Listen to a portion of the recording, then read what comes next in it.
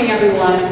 I am a former newspaper reporter, and as such, I always like to find out the story behind the story.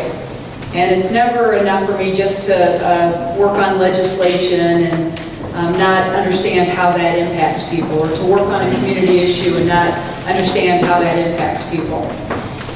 There was a fairly high-profile crime that happened in Rockford not all that long ago. And I wanted to know a little bit more about that.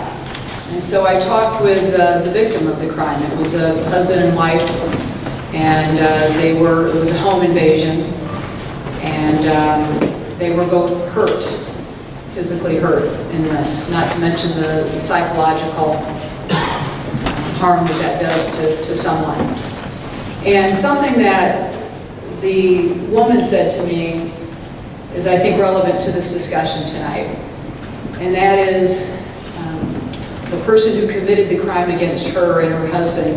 She said of the person that he was once a 3-year-old boy. And that really struck me as something that we have to consider when we talk about the issue of crime. What happened to this young man between the time he was a 3-year-old boy and the time that he became older and committed this crime against this couple? And it was a brutal crime. And so as much as I greatly appreciate the work of law enforcement, as Congressman Kinzinger said, I literally love law enforcement. If you get that. That's pretty bad when you got to explain that. So I'm married to someone who's worked in law enforcement for more than 3 decades now. So I do literally love law enforcement. I have great respect for the work that law enforcement does. I also understand that that's only a part of what we need to talk about.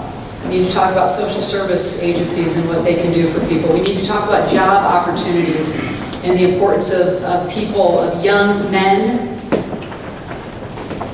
in particular young African American men, that they have the opportunity to have a job and have opportunity.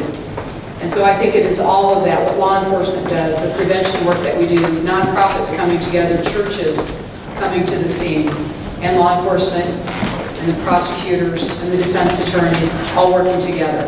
So this problem is one that is multifaceted, something that Congressman Kinzinger and I are involved in a bipartisan fashion on, as he had mentioned, the substance abuse program, where, believe it or not, Democrats and Republicans came together just a couple weeks ago and passed 18 bills that are helping to address this epidemic that has led to heroin overdoses all over our country. And we've seen it to the tune of people dying every single week in this community as a result of that. So I, as much as anything, I like to ask questions, and then I like to listen. And then we take what we learn, what Congressman Kinzinger and I will learn tonight, what Mayor Morrissey will learn tonight, what our law enforcement leaders, our community leaders will learn tonight, and I hope that we can come together and solve some of the issues that are facing our community. I want to thank Congressman Kinzinger for inviting me to be part of this. I want to thank Mayor Morrissey for inviting me to be part of this, and I look forward to the dialogue that we have tonight. Thank you.